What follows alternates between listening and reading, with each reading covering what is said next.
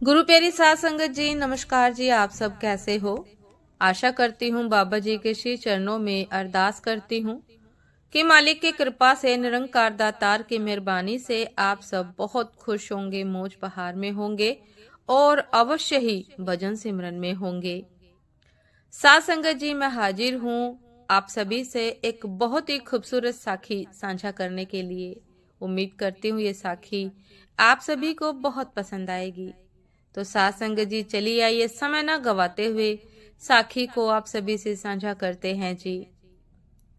साथ संगत जी, एक बार एक राजा शिकार खेलने गया। उसका तीर लगने से जंगल वासियों में से किसी का बच्चा मर गया।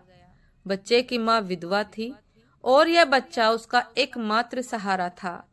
रोती पीटती विधवा न्यायाधीश के पास पहुंची और उससे फरियाद की। जब न्यायाधीश को पता चला कि बालक राजा के तीर से मरा है, तो उसकी समझ में नहीं आया कि वह इंसाफ कैसे करे। अगर उसने विधवा के हक में फैसला दिया तो राजा को सजा सुनानी होगी। यदि विधवा के साथ अन्याय किया तो ईश्वर को क्या जवाब देगा। साध संगत जी, काफी सोच विचार कर वह फरियाद सुनने को राजी हुआ। उसने विधवा को दूसरे दिन अदालत में बुलवाया। विधवा की फरियाद सुनने के पश्चात राजा को भी अदालत में बुलवाना आवश्यक था। वह राजा के पास यह सूचना किसी दूत से भेज सकता था।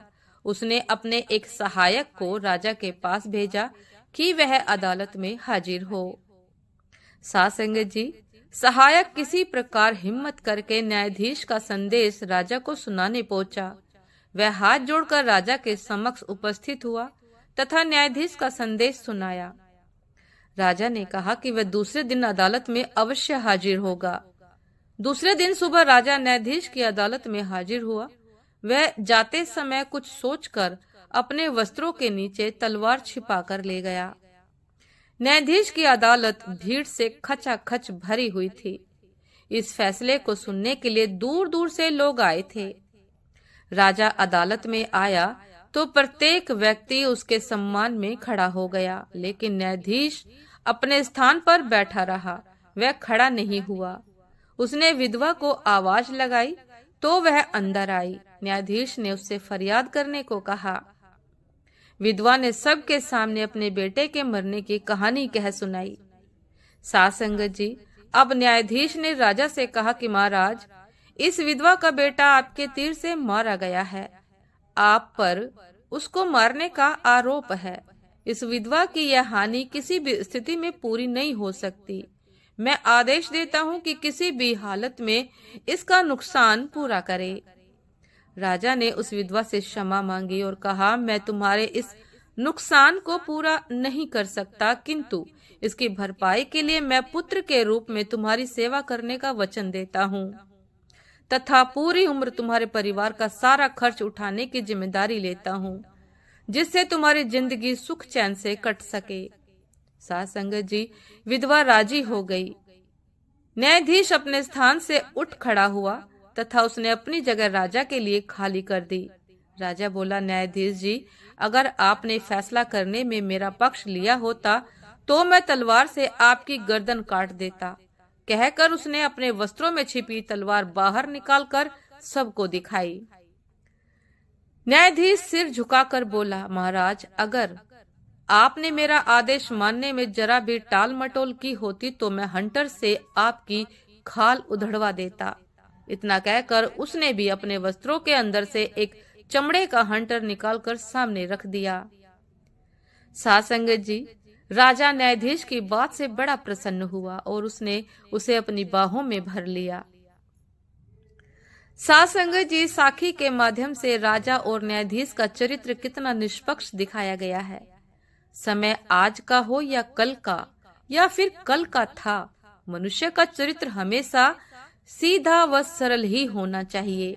लेकिन आज के दौर में लोगों को हर काम में अपना स्वार्थ फायदा निकालना होता है। ज्यादातर इंसान सिर्फ अपने मतलब के लिए काम करता है और उसके लिए वह कई प्रकार के हथकंडे अपनाता है, जिसमें से चालाकी, स्वार्थ, धोखेबाजी आदि आते हैं। वस्तुतः न्याय को भी अपने पक्ष में करवा लेता है। साथ संगत जी, हमेशा एक बात ध्यान में रखकर चलना चाहिए कि कितना भी अपने को बचा ले, लेकिन ईश्वर के न्यायालय में कोई नहीं बच सकता। ईश्वर का न्याय अटल है, निष्पक्ष है। साथ संगत जी, ये थी आज की एक बहुत ही खूबसूरत साखी। उम्मीद करती हूँ ये साखी आप सभी को बहुत पसंद आई होगी। यदि पसंद आई हो साथ संगत जी तो लाइक कमेंट शेयर करना ना भूलिएगा। चैनल पर जो भी नए हैं कृपा करके सब्सक्राइब कर लीजिएगा, ताकि चैनल पर मिलने वाली सभी शब्द साखियों की अपडेट आप सभी को समय पर मिलती रहे। साथ संगत जी, आप हमें इंस्टाग्राम पर भी फॉलो कर सकते हैं। इंस्टाग्राम का लिंक डिस्क्रिप्शन बॉक्स में दिया गया है।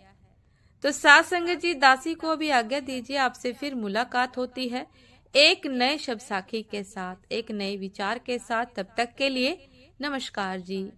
सदा खुश रहिए, मुस्कुराते रहिए, भजन सिमरन अवश्य करते रहिए और अपने कर्तव्य का निष्पक्ष पालन कीजिए, क्योंकि परमात्मा सब कुछ जानता है। यदि हमने निष्पक्ष पालन नहीं किया तो साथ संगत जी ईश्वर अवश्य करता है, क्योंकि उसकी लाठी में आवाज नहीं होती। साथ संगत जी, नमस्कार जी।